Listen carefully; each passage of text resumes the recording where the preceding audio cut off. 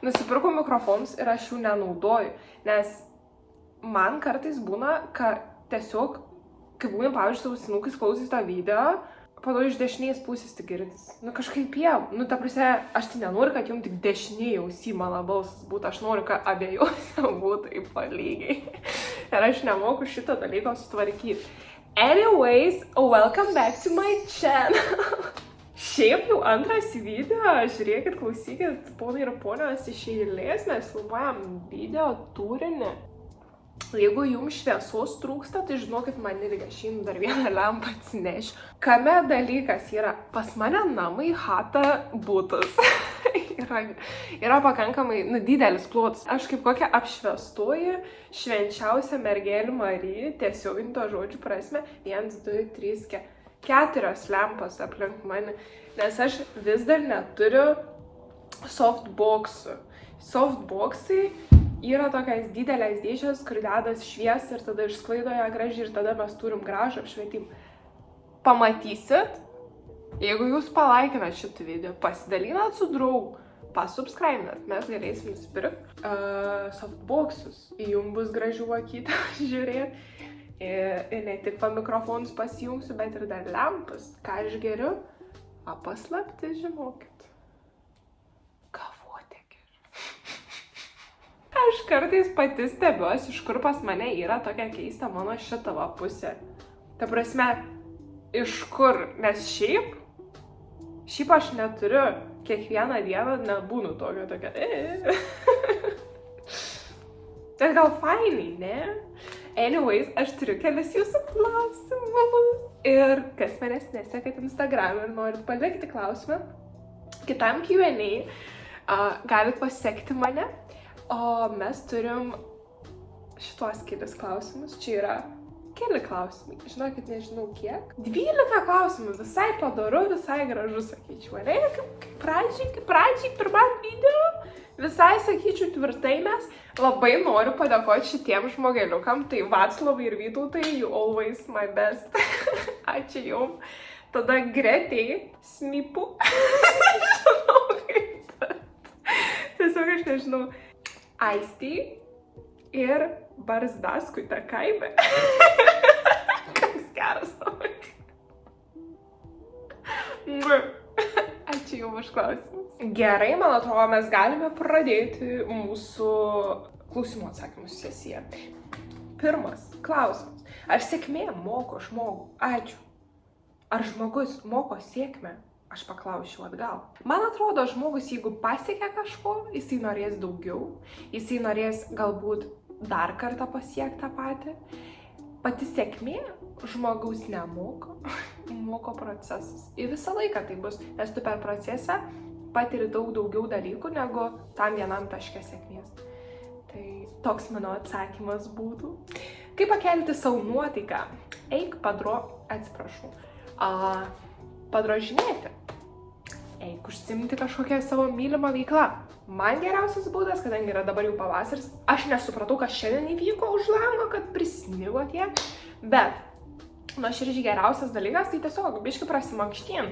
Važiuokit longboardu, pasimkit radučius, lipkit į medį, I know. Pasižiūrėkit, yra toks tai dalykas kaip laipiojimas medžiais, su diržais, bet ne, ir su karabinais ten su viskuo, bet ne tai, kad lokės pėdoj nueini, bet realiai nusiperki diržus savo, ten gal 15 eurų kainuoja, tipo žiaus, kaip lygiai.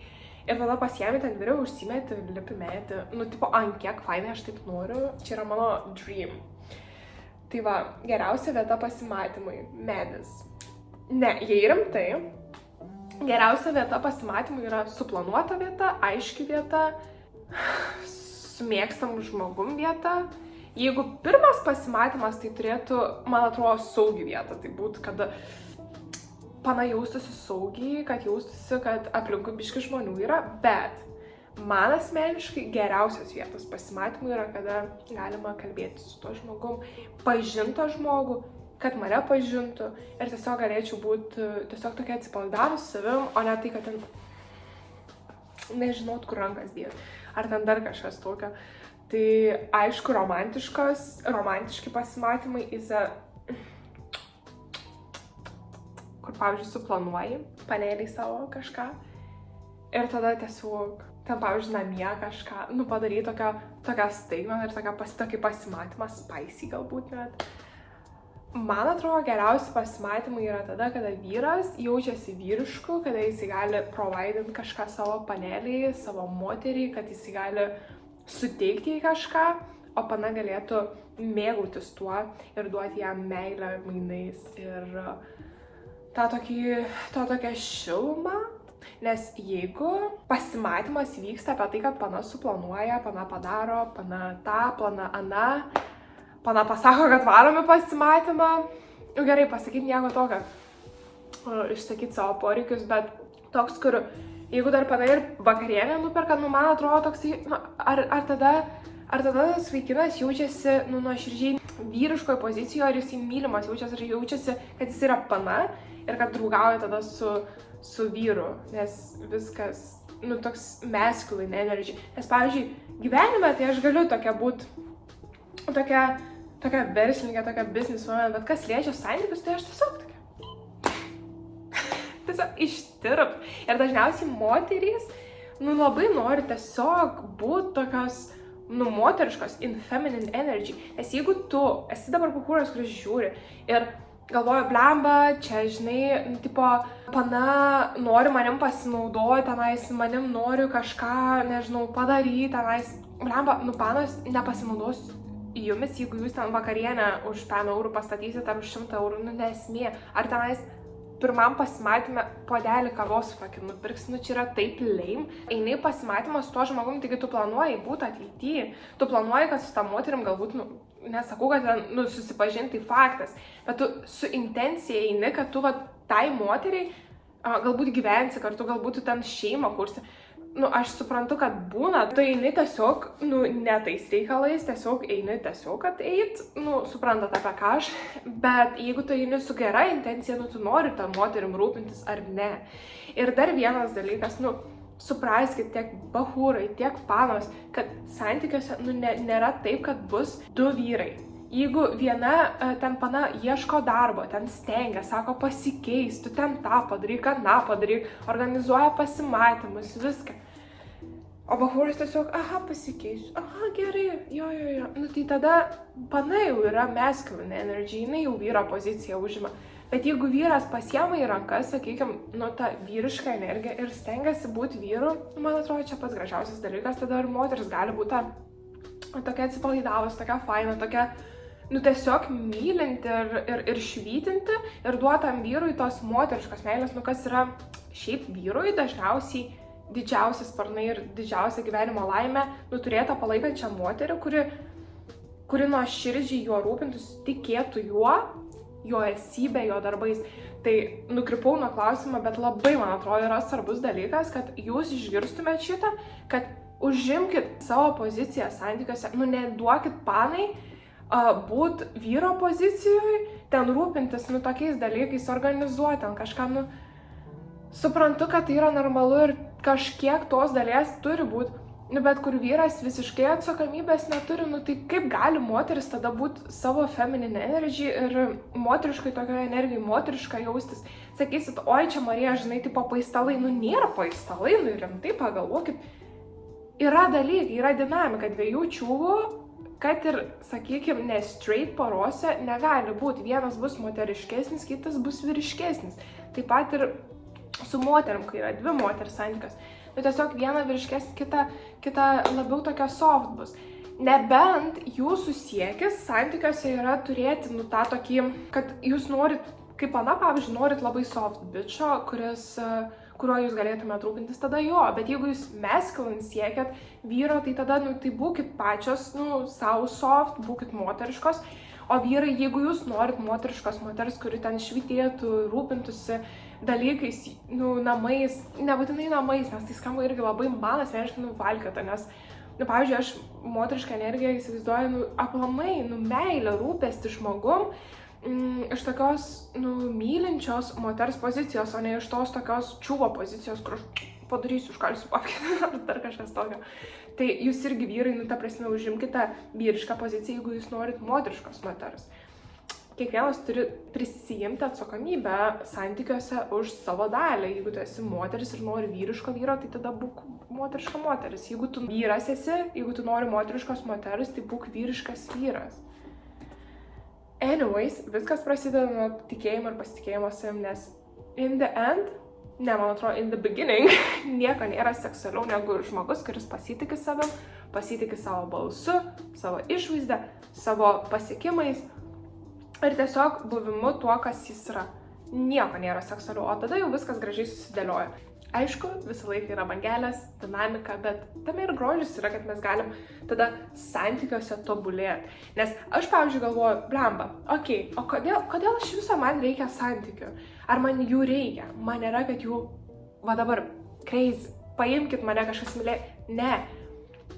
Aš bandžiau suprasti, ar man reikia santykių, ar nereikia santykių. Ir aš supratau, kad aš nežinau, nes nėra to žmogaus, su kuriuo aš, pavyzdžiui, galėčiau kurti juos. Anyways, gal jisai atsiras. Atsiras kažkada, tai tikrai. Bet dėl to, kad daugelis moterų ir daugelis šiaip žmonių yra labai siektinas dalykas, kad savo poreikius esminius moka patenkinti. Moka, pavyzdžiui, už savim pabūt, savim pasirūpinti. Bet yra kita dalis, kur yra žmonės, kurie ieško visiškai tuštumą užpildyti. Jie, pavyzdžiui, nesijaučia, nei ten kažką pasiekia gyvenime, nei kažką norinti siekti. Tiesiog ieško panelės arba bahuriuko, kuris ateis ir pradėkit mane mylėti. Pradėkit mane mylėti, nes aš nieko gyvenime neturiu, nieko gyvenime nesu pasiekus. Ir tada labai, negerai gaunasi, ne? Tai grįžtant prie klausimo, geriausias pasimatymas yra tas pasimatymas, kuris yra suplanuotas. Man asmeniškai, kur yra tylu, bet pakankamai saugu, jeigu tai yra pirmas pasimatymas, kur yra graži aplinka. Jeigu jau manęs klaus, tai man aplamai labai patinka staigmenos, gamta, tokie kažkokie dalykai, nes ir aplamai, panom patinka dėmesys. Tai jeigu bičiai, jūs einate pasimatymą su panom, turit savo moteris, parodykit dėmesį, pakvieskit, nustebinkit kažką daugiau, padarykit step forward. Aš vakar buvau su Teresė sutikus. Ir tai yra mergina, moteris, kuri man tiesiog per Instagramą parašė, mes labai suvaibinom. Mes varėm tiesiog į deitą kartu, pagert kavytas, po to ten pavalgyt. Jinai man mini dovanėlę atnešė. Man ta prasme, crazy. Kažkokią smulkmeną, kurią jūs galit sau leisti, ne? Norit sau leisti, nustebint tą panelę, ta prasme, just do it. Kažkas bus on top. Visą laiką moteris labai vertins. Moteriška moteris, jeigu jūs to siekiate, ne moteriškos moteris, jinai labai vertins tos dalykus. Aš, pavyzdžiui, sakau, aš esu liūtas. Man patinka dėmesys į priekį, pavyzdžiui, kas padaro kažkokius žingsnius. Pavyzdžiui, asistentės. Hello. Man labai patinka, kai man parašo, Marija, žiūrėk, čia galbūt tau šitas padės. Arba šitas. Aš jau buvau užsitrinus savo dokumentus, tai man net padėjo ten surast dalykus, domėjos mano problema, tai netgi per pasimatymą jūs bandykit domėtis tuo žmogum. Tai irgi, step forward. Labai geras dalykas. Kaip atrodo tavo ryto rutina? Tai aš keliuosi 7 valandą ryte. Dažniausiai, šiaip dabar pradėjau keltis biški vėliau, dėl to, kad vėliau pradėjau eiti miegot. Bet mano main goal keltis 7-6 ryte ir eiti miegot tenais 23 valandą. Atsikeliu, išgeriu vandens su skaidulo. Ten tiesiog yra linų sėmenės sumaltas, šiaip tokios visokios sėklytės. Tada išgeriu su to pačiu vandeniu šaukštelį sodos, nes soda yra nuo uždegiminių procesų kūne. Tai yra toksai labai paprastas dalykas, kas man padeda tiesiog labai mažai sirgti paskutiniu metu ir šiaip geras santykis su savimi padeda nesirgti iš viso dabar. Tada užsikaičiu irgi kavos, pasidarau kavos su tokiu užplykomų dalykų. Kas kavą žinot, suprasit. Tada atsisėdu prie savo rašomo stalo ir kažkokią savianalizės sesiją padarau, pabūnu su savim, nes, pavyzdžiui, man būna kartais, kad aš noriu, nežinau, ten į dienoraštį parašyti. Kartais bidžius užrašų knygą pildau, kartais tiesiog pasiemu savo kompiuterį ir nautus pildau kažkokius klausimus, kurie man yra neaiškus. Labai įvairių dalykų susigalvoju, kas man tuo metu būna ant širdies, kartais būna tiesiog aš medituoju, nes aš, pavyzdžiui, negerai jaučiuosi ir aš noriu grįžti į save ir man yra šiaip nemalonu būti ne savy, ne savo ašy, o kažkur išskridus. Ir tada einu dirbti. Apie 8-9 valandą ryte arba pusę 9 pradedu savo darbo dieną. Papasakok savo istoriją trumpai, apie ką tu esi. Šiaip labai fainas klausimas. Aš sakyčiau, esu apie kūrybą. Aš labai daug dalykų šiaip gyvenime veikiu, bet apsistojau ties video filmavimu, montavimu, paprastai tariant, ties internetinio vizualo kūrimu įmonėms, business to business tiesiog. Tai aš esu apie tai, iš kūrybinės pusės, o šiaip aš esu žoska romantikė. Aš esu žoska kūrybiškas žmogus, visą gyvenimą rašiau eilėraščius, visą gyvenimą sportavau, visą gyvenimą užsiėmiau psichologijos visokiais dalykais, domėjausi tuo ir visą gyvenimą kūriau mini projektus, verslus, kas dabar išaugo į tiesiog verslų konsultavimą ir kūrimą jiems vizualinio turinio. Aš šiaip tai esu labai gilus žmogus, ieškoti prasmės dalykuose, kurie turi prasmę ir turi gilesnę prasmę negu daugelių žmonių iš pirmo žvilgsnio tai atrodo. Kaip pavyzdžiui, iš psichologijos pusės žiūrint į tam tikrus dalykus yra daug labiau viskas deep ir daug turi didesnę prasmę ir gylį negu daugelis žmonių mato. Kaip pavyzdžiui, turėjau klubo sąnario keitimo operacijas. Ir tu iš vienos pusės gali papasakoti, man čia buvo 4 ligos per vieną kartą ir aš ten vos nemiriau, buvo 5% galimybė išgyventi, nemiriau ir tiek, ta prasme, ten vaikščiau į visokias mankštas ir viskas man išgėjo. Iš kitos pusės galima į tai žiūrėti labai iš kitos dvasinės, galbūt netgi pusės, iš psichologinės pusės, kaip psichologija prisidėjo prie mano to sąnario keitimo, kaip prisidėjo įvairiausi dariniai, tiek nuo šeimos, draugų, tiek mano santykio su pačia savim. Tai kiekvienas dalykas, į kurį aš žiūriu labai giliai ir dėl to galbūt žmonėm, kurie dirba su manim, kurie su manim bendrauja, sako, su tavim tai faina. Aš visų pirma moku pristaikyti prie žmogaus, bet visų antra, man turi būti prasminga bendrauti. Jeigu, pavyzdžiui, bendrauju su žmonėm, su verslais, aš matau prasmę, kad mes galim kažką daugiau sukurti, kažką daugiau supras kartu ir tas labai veža mane šiaip gyvenime, tas gilesnis supratimas ir atradimas, kur aš esu šitoj plotmėj, kur aš esu bendraudamas, sakykime, su šituo žmogum, kur aš esu bendraudamas su jumis, kur jūs dabar esat, žiūrėdami mane. Ar jūs dabar galite pasižiūrėti irgi, jeigu aš žiūrėčiau į save dabar, iš tavo perspektyvos, gerai, aš žiūriu šitą paną, kodėl? Nes jinai man patinka kaip žmogus, nes jos išvaizda graži, nes jos tarmė kažkokia kitokia, galbūt man jinai ten rezonuoja, kur man galbūt jinai man kelia pyktį ir kodėl jinai man kelia pyktį, kur jinai man kelia džiaugsmą, kur jinai man kelia pasitikėjimą galbūt savim. Ir iš tokių pain pointų pas jumis jūs galite žiūrėti šitą video visai kitą prasme. Tai aš taip žiūriu gyvenimą. Kas pas mane, kur man rezonuoja dalykai su kažkokiais žmonėm, kur visiškai nerezonuoja, aš ten neinu, kur man rezonuoja, aš tenais gilinos, kodėl man rezonuoja, kodėl man kitaip rezonuoja. Sakysi, tu overthinkerė? Yra.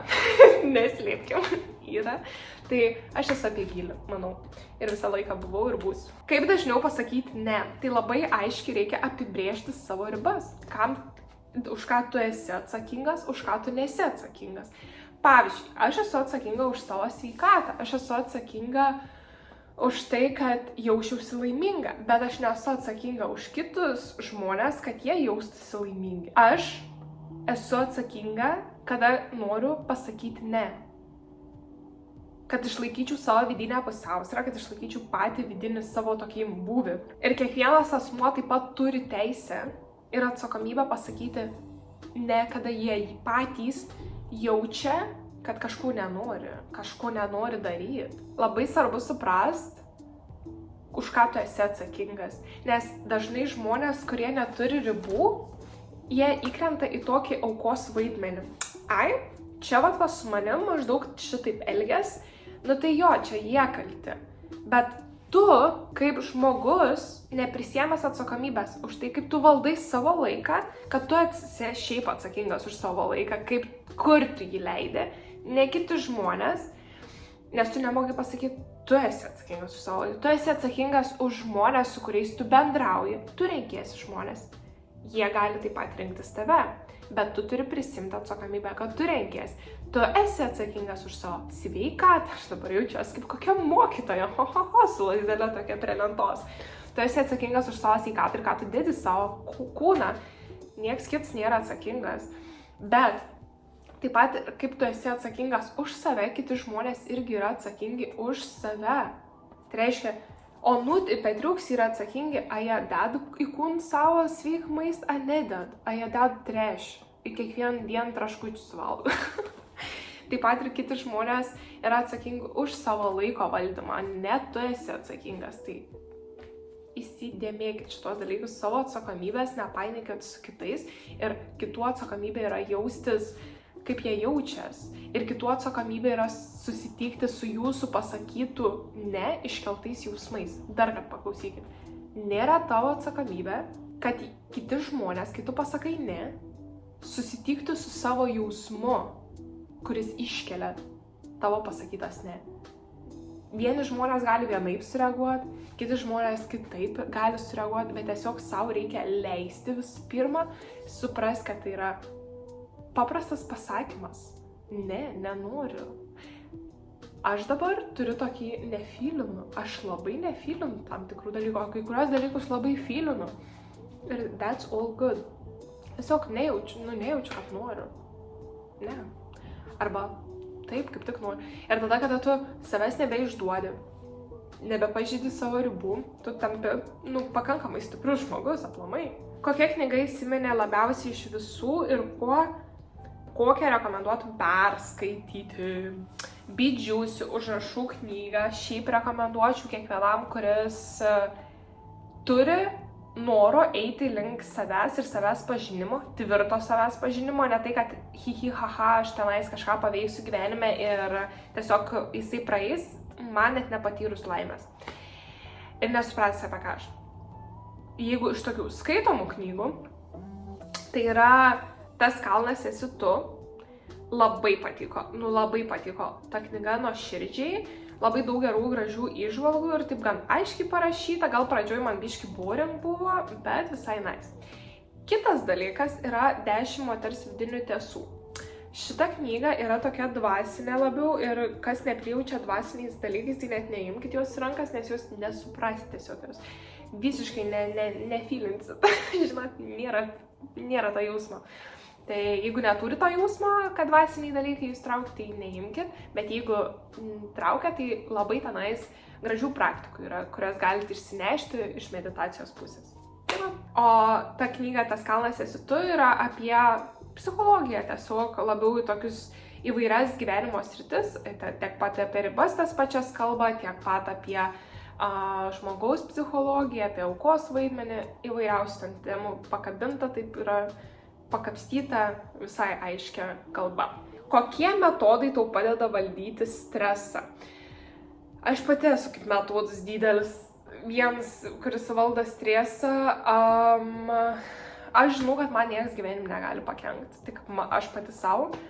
Ir jeigu, pavyzdžiui, tu tenai susiduri su stresu, klausimas, koks tas stresas, gal aš neturiu to tokio streso lygio, kokį tu turi, žinai.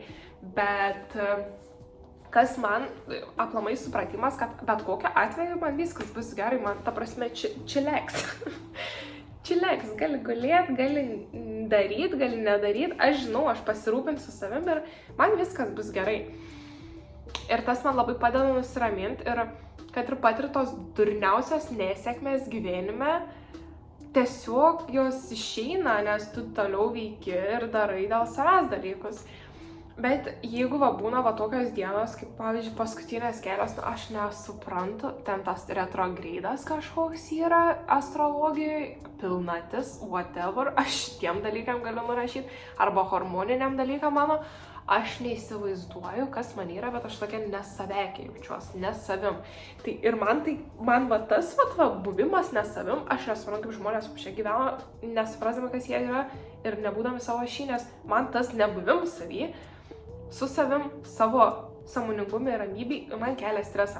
Ką aš tada darau, aš pasiemu, tiesiog ant žemės atsisėdu, nežinau, smilkaliuką, biškį užsidegu, ne per daug, nes man galva pradeda skaudėti nuo stiprių kvapų, bet ten, pavyzdžiui, kokią žvakutę ir tiesiog bandau įsigilinti į tą jausmą, kurį aš jaučiu viduj, kažkokią apčiuopiamą.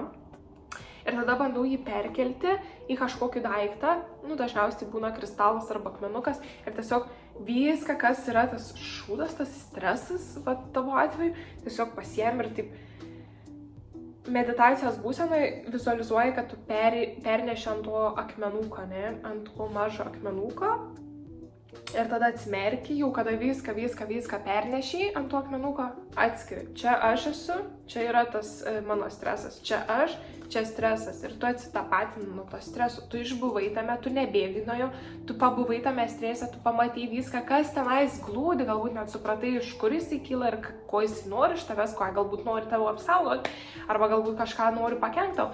Ir tada tu perkėli, čia, atskiras darinys yra tavo stresas, atskiras darinys esu aš. Ir tada galvoji, super, gyvenam toliau, aš esu savy. Tai va, man šiaip šitas metodas, kurį man parodė terapeutą, tai o Jėzau Marija, kiekvieną dieną naudojamas. Ir šiaip yra labai geras. Kitas klausimas. Kokias didžiausias psichologinės problemas pastebi pas jaunas paneles? Ribų neturėjimą. Nuoširdžiai aš pati buvau žmogus, kuris visiškai savo ribų neturėjo. Pavyzdžiui, aš dabar žinau, kad mano vyras, žmogus, kuriuo aš būsiu ir su kuriuo norėsiu megzti santykius, bus toksai, kuris manęs ant syno nepaliks, man atrašys, man bus aišku, kai aš bendrausiu su juo, jisai man rodys dėmesį, nes tai yra mano ribos. Ribos yra apie poreikius, ko tau reikia iš kito žmogaus ir su kuo tu mažiau nesitaikstysi. Man reikia, kad vyras vyriškas būtų, aš noriu būti moterim santykios, nes kas, šita panelė yra, aš labai turiu tą vėjavžiaikišką pusę ir aš nenoriu būti čiūvų santykios, nes aš tiesiog nuvysiu, tiesiog kaip moteris, aš noriu žydėti. Aš tiesiog noriu būti gėlytė, kuri žydi, noriu tiesiog žydėti, tiesiog džiaugtis gyvenimu su savo žmogum. Ir, pavyzdžiui, daugelis tų mergaičių, tų panelių jaunų, tiesiog, čia mane atrašė, čia manęs ant syno paliko, čia turi dar kitų 25 panelės. Bet aš tai viena iš mylimiausių. Numeris 5 tai tikrai esu. Tai va toksai savęs vertės apibrėžimas netgi per išorę, per kažkokį grožį. Gerai, suprantu, tik fainai gražiai mum atrodyt, aš tai nieko prieš, aš visą laiką esu už grožį, tiek išorinį, tiek vidinį, bet daugelis jaunų panų koncentruojatas tik į tai, kas yra pas jumis čia va, užpakaliukas, kad riestas būtų, lūpytas pripūstos, kas dar tenais nagučiai padažyti. Man daugiau nieko nereikia, man čia nereikia nei mokslų, man čia nereikia nei psichologijos, aš ir taip tokia faina. Taip, mažytė, tu faina, bet tau reikia savivertę susitvarkyti. Savivertės nesusitvarkysi nieko nedarydama, tik nagučius lakuodama ir lūpytas papusdama. Nuoširdžiai reikia eiti save, savo vertę. Žinoti, ką tu mėgsti daryti, žinoti, ko tu nemėgsti daryti, žinoti, ką tu toleruoji savo gyvenime, tiek su vyrais, tiek su, sakykime, darbais, tiek su santykiais, draugais, ko tu netoleruoji ir toleruoji, ko tu nori ir ko tu nenori. Ir tada, mano mielos panos, jūsų psichika bus ne čia, žemiau plintuso, o va čia. Ir jūs tiesiog, kaip moterys, kaip karalienės, kaip tiesiog panos, kurios žino savo vertę, galės rinktis vyrą, kuris jūsų levelį atitiks. O ne tenais, būdamas žemiau plintuso, tiesiog žiūrėti, mane paimk, nes aš graži. Nes aš esu, nes kas? Nes tu savim nepasitiki. Mažytės jūs, mano, jūs supraskit vieną tokį paprastą dalyką. Nugyvensit visą gyvenimą visą gyvenimą nugyvensit nepasitikinčio savim ir galvojat, ai, čia po metų, žinot, gal pasitikėjimas užaugs. Pasitikėjimas auga savim ir ribos savim auga tada, kada jūs domitės, einat į tai ir realiai savo mental health, nežinau, visą energiją dedat į tai.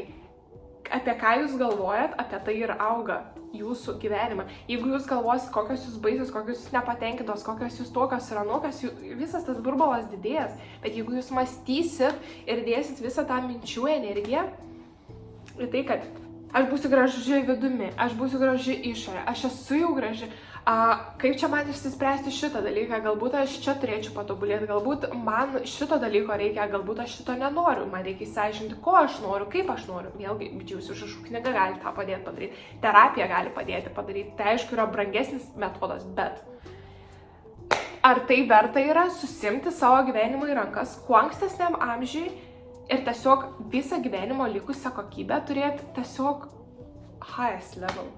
Nes tu esi highest level žmogus ne iš savo pasikėlimo, ne iš savo kažkokios, o Dieve mano, klausykit, ponai ir ponios. Ponės ir ponai, atėjo didžiausias ego į pasaulį. Ne iš tos pusės. Iš to, kad tu esi geras, fainas žmogus savo ir jauti pareigą būti fainu ir geru savo aplinkiniam žmonėm. Tai čia yra didžiausia problema. Kaip pasitikėti savimi, kitas klausimas. Pasitikėjimas savim visą gyvenimą auga. Man atrodo, kiekvienoje srityje mes galim pasitikėti savim arba nepasitikėti savim, ne? Arba stipriau pasitikėti savim, arba silpniau pasitikėti. Kuo daugiau mes praktikos įdedam, fizinės praktikos einam, darom, kalbinam, mes tuo labiau pasitikėm savim. Pavyzdžiui, aš visiškai nebuvau pasitikintis žmogus prieš 2 metus kalbinant žmonės gatvėje. Tiesiog random eit pakalbinti žmogų, kad padaryti video, ne taip, kad tiesiog for fun, kad video pafilmuoti, nes aš dirbau finansų konsultantę tada, tai mes eidavom tiesiog, sugalvojau, kad sakau, davai varom panos tenais video nufilmuoti ir mes varydavom kalbint žmonių. Ir man, pavyzdžiui, būdavo žiauriai baisu. Dabar aš tiesiog tą patį darau viena. Tiesiog prie random žmonių einu filmuoti video, kalbinti žmonės, nes that's my job. I like to do that shit now. Ir aš pasitikiu savim, aš žinau, kad susikirsiu, aš jau žinau visas galimas atrodo situacijas, ką sakys žmogus. Kad ir nežinau tos situacijas, aš kažkaip patylėsiu, man nebus gėda tylėti, nes aš jau būsiu tiek kartų anksčiau ištilėjus, kur toks cringe, žinot, tyla, kur nežinai ką pasakyti, nesusipainiai, nes, pavyzdžiui, gražus bičas pakalbino, žodžiu. Tiesiog yra įvairių dalykų, ką jūs praeinate, ne, kad tą pasitikėjimą užsibilint, bet jūs turi daryti. Jūs negali tiesiog šikno savo, kad ir kokia jinai nuostabi ir graži ir pukuota bebūtų, padėti ant pagalvytės ir tiesiog sakyti viskas, aš pasitikiu savim, ne, pasitikėjimas savim reikia, show up for yourself. Turiu kiekvieną dieną savo parodyti, kad jo, tu stengiasi dėl savęs ir tu eini link savęs. Paskutinis klausimas, kaip mylėti save ir suprasti savo artimuosius. Tai 2 klausimai. Kaip mylėti save, supraskit, panos, ko jūs norit, kaip jūs norit ir kas jūs daro laimingi. Man, pavyzdžiui, kas iš šoskį padėjo, ta prasme, nuo širdžiai labai padėjo suprasti tą meilę savo, ką aš mėgstu daryti, tai realiai grįžimas į vaikystę. O, Jėzau Marija. Aš visą gyvenimą, pavyzdžiui, bijojau aukščio, bet aš labai mėgdavau gamtą, aš labai mėgdavau išeiti į mišką, aš labai mėgdavau ten su draugiam, nežinau, pamiškus, namukus kokius statyti, ten medžius, būstinės kažkokias, man patikdavo slidinėti ten su pašikniukais, man atrodo, daugam patikdavo, bet realiai prisiminkit tokius momentus, ką jums tikrai nuoširdžiai patikdavo daryti. Man labai patikdavo suorganizuoti kokius susitikimus su draugais, kad pas mane draugės ateitų, ten kažkokį mini susibūrimą, kažkokį projektuką. Aš dabar tokius dalykus darau. Gyvenime realiai mano darbas yra tame, kad aš organizuoju, pavyzdžiui, susitikimus, pavyzdžiui, duodu užduotis kokias savo asistentam. Tada dar varau į gamtą. Man labai patinka dabar, pavyzdžiui, kad ir bijodavau aukščio laipiot po medžius. Nuo širdžiai sakau. Arba, pavyzdžiui, su riedlente važinėti. Nes vaikystėje patikdavo su riedučiais. Tokių visokių, paieškokit savo gyvenime perliukų ir duokit savo jeigu esate tokios irgi businesswomen, kurios planuojasi laiką, susiplanuokit laiką, kada savo leisit nieko neveikti, kada jūs leisit savo nieko neveikti, tai reiškia daryti tai, kas jums patinka nuoširdžiai ir tai nebus darbai. Tai va, mano vienas iš tokių dalykų yra sportas, video filmavimas. Realiai visą savo gyvenimą turit pasistatyti taip, kad jūs kiekvieną dieną save mylėtumėt ir būtų tos veiklos, nes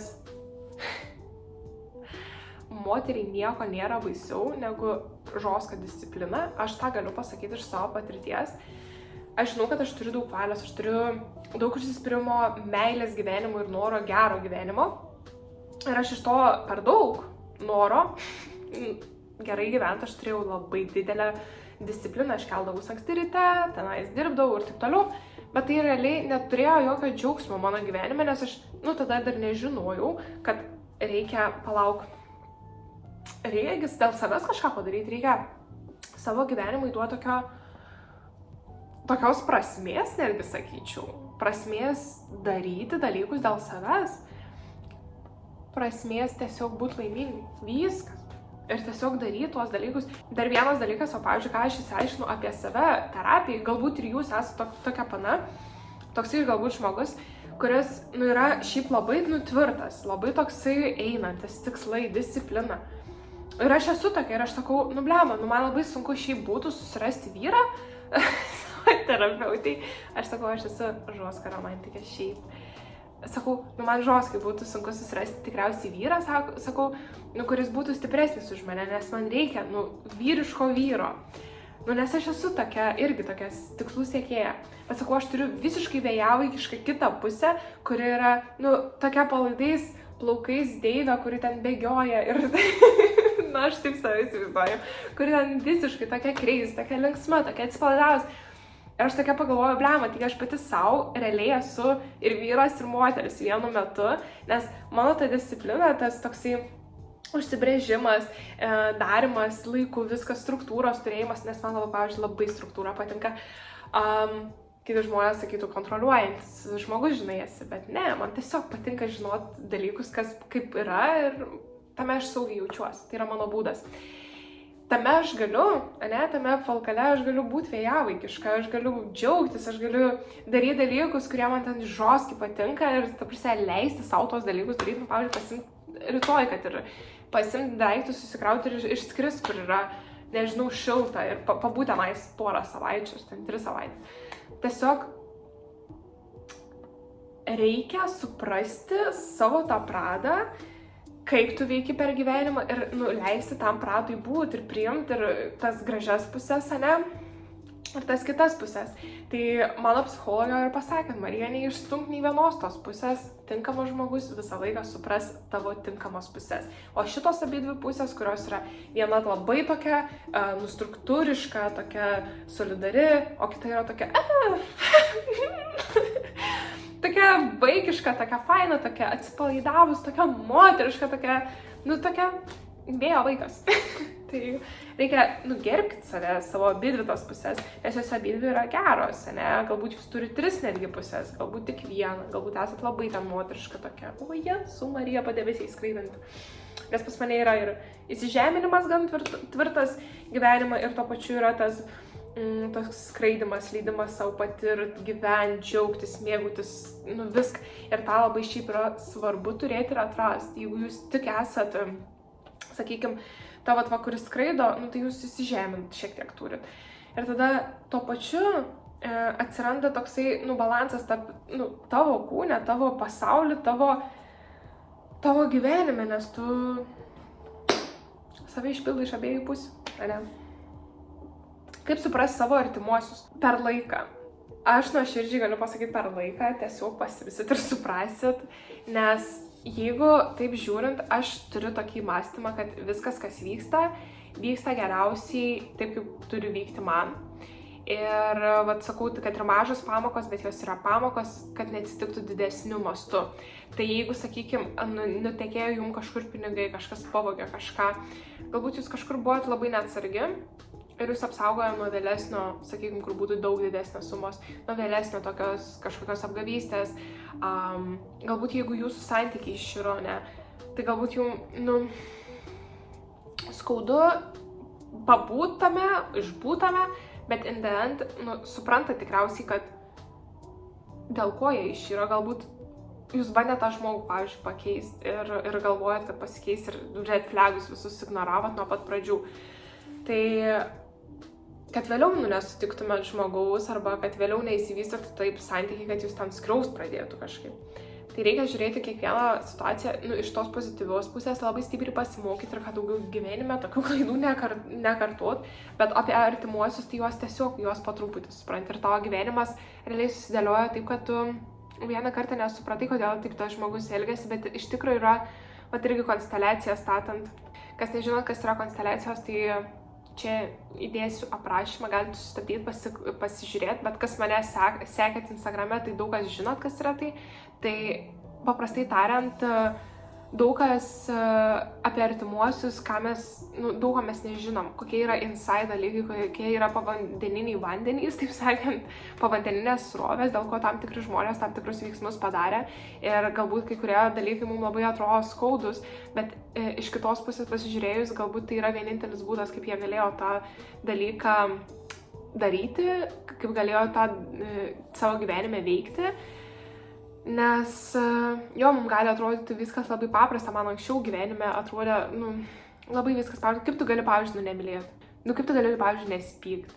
Tiesiog pasiemi ir nesipyksti, bet kai kurie žmonės tik tokį išgyvenimo mechanizmą turi, kad galėtų aplamai būti su mumis. Kad, pavyzdžiui, šeimose yra gan paprasta ir, įprasta slėpti dalykus, kurie yra skaudus, bet iš tikro tai galbūt buvo tik vienintelis būdas, kaip tas žmogus galėjo išgyventi tą dalyką, slėpiant skausmą, slėpiant pagiežą kažkokią ir pyktį. Anyways, aš labai nuoširdžiai jaučiu, kad aš užkimau. Tai viskas, šita klausimų sesija baigta. Ačiū Jums už klausimus nuoširdžiai visiems, kurie uždavėt, tiem keliem žmonėm. Labai vertinu kiekvieną jūsų laiką, kiekvieną jūsų širdelės padėjimą po mano stories ir šiaip stengsiuosi ir jūs įtraukti šitokius video, padėkoti jums, parodyti dėmesį, kaip ir jūs rodote tą dėmesį man, nes man atrodo tai yra tiek jums fainas dalykas, tiek aš jaučiu jūsų tą atgalinį ryšį, dėmesį, kas man yra kaip kūrėjai svarbu. Ir man svarbu, kad jūs paliktumėt atgalinį ryšį tiek komentaruose, tiek žinutėse, ką jūs ir daro dabar. Tai darykit dar aktyviau, aš be galo vertinu tai. Ir šiandien tiek iš manęs, kas ieškot socialinės medijos kūrėjos, kuri mato daugiau ir supranta giliau, galite parašyti man asmeninę žinutę, ar jūs būtumėt verslas ar asmeninis brandas, galėsiu pakonsultuoti jūs. Aišku, nemokamai, tai mokamos paslaugos pas mane, nes kai kurie ateina kaip labdara, tai žinokit, kad mainai yra mainai. O šiandien aš su jumis atsisveikinu, myliu, bučiuoju ir bye!